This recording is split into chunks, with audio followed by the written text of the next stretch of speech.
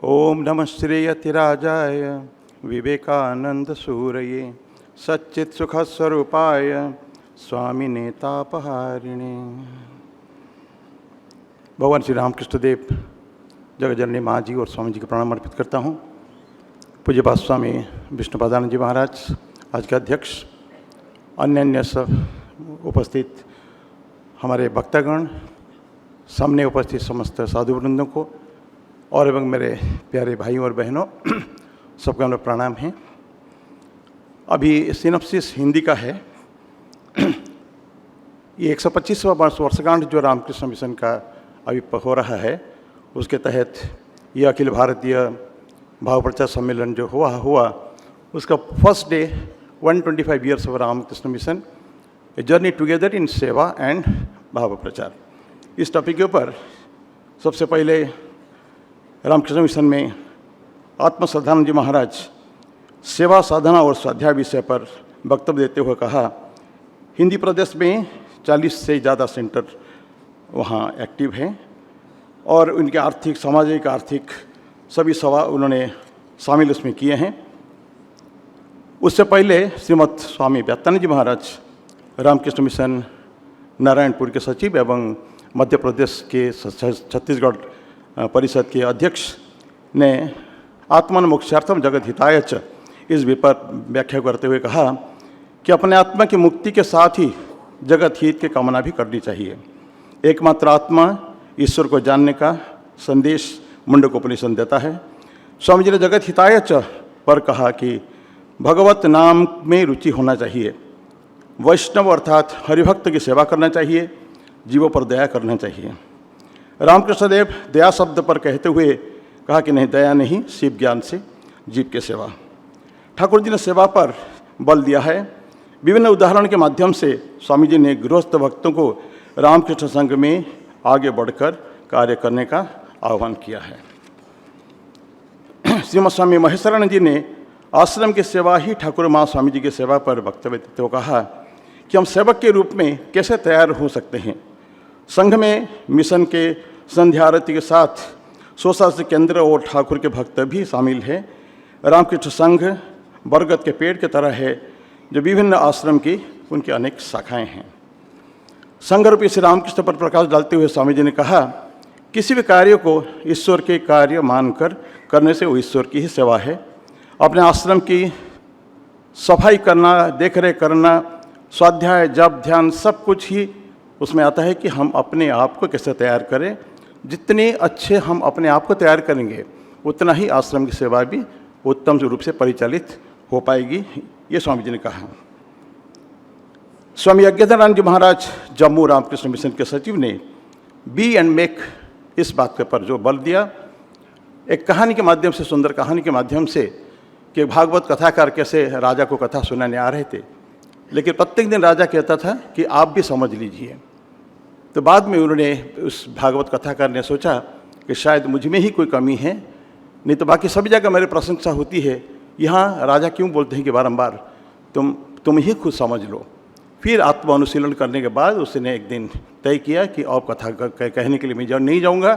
राजा को समाचार भेज दिया कि मैं अपने आप को समझ लिया हूँ। ये दैट मीन्स हम आपको अपने आप को ही महान बनाना चाहिए। ठाकुर कहते थे ना कि अगर जब फूल खिलता है वहाँ जंगल में, किसी भंवरा को बुलाने की जरूरत नहीं होती है, भंवरे खुद आते हैं। श्री सुमित मुंगिया जी ने नैतिक एवं आध्यात्मिक मूल्य विषय पर कहा कि मनुष्य की कथनी और करनी में समानता होनी चाहिए। लालसाओं की एवं पूर्ति हेतु मनुष्य नैतिकता को भूलते जा रहा है। ऐसा समय में तत्वमसी की भावना को अपनाने की आवश्यकता है। श्री ठाकुर माँ स्वामी जी के संदेशों को अपने जीवन में उतारने की आवश्यकता है। श्री सुकुमार मुखर्जी श्री रामकृष्ण संघ के सदस्यों में परिवार के एक भावना है, संगठन सब अपने आप में बहुत यूनिटी की आवश्यकता उसमें है। ये मुंगिया जी ने हमको बताया है।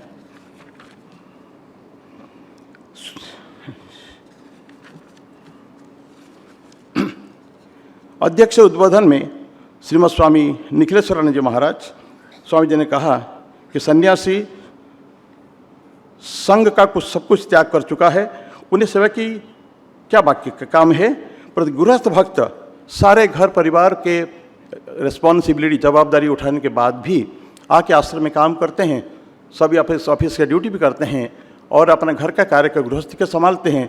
फिर भी जो आश्रम में आके काम करते हैं, ठाकुर भी बोलते थे, कई मन बोझ लेकर वो सन्यास जो है गृहस्थ काम करता है। तो इसके लिए उनकी बहुत इम्पोर्टेंट है उसके लिए। तो उदाहरण भी उन्होंने महाराज ने और भी दिया है, कैसे एक भक्त होना चाहिए। नारद का उदाहरण उन्होंने महाराज ने दिया है। तो इस तरह उन्होंने महाराज ने समझाया कि हमको बहुत ही डेडिकेशन के साथ हम सबको काम करने की आवश्यकता है। बहुत सा उदाहरण के थ्रू महाराज ने बताया, उन्होंने एक सिनॉप्सिस भी दिया, बाकी लोगों ने जैसे कहा है। ये तो संक्षेप में मैंने जो 7 लोग हमारे 8 लोग बोले हैं उनके बारे में बताया है।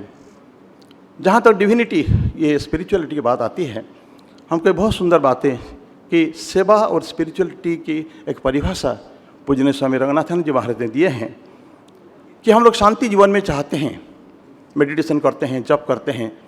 रंगनाथन जी ने एक बार बोला था कि हम जब व्हेन यू सिट डाउन, जब ध्यान करते हुए बैठते हैं, आंखें जो बंद करते हैं तो अंदर संपूर्ण पूर्ण शांति विराजना चाहिए। ये होता है प्लेजर, अपना जॉय, ब्लिस ऑफ मेडिटेशन, अंदर शांति। लेकिन जब आंखें खोलें तो फिर वी मस्ट आस्क, हम प्रश्न पूछना चाहिए कि what can I do for you और what can I do for this society. ये जो सेवा की भावना, अंदर शांति, आध्यात्मिकता और बाहर है एक्सटर्नल है। तो external philanthropic efficiency, internal spiritual efficiency, ये 2 बातें रंगनाथन जी बहुत समय कहा करते थे। तो हमको उस हिसाब से प्रत्येक भक्तों को आप अपने अंदर में ये भावनाएं हमको लेना चाहिए कि हमको कैसे अच्छा, बहुत सुंदर व्यवहार हमको करना चाहिए।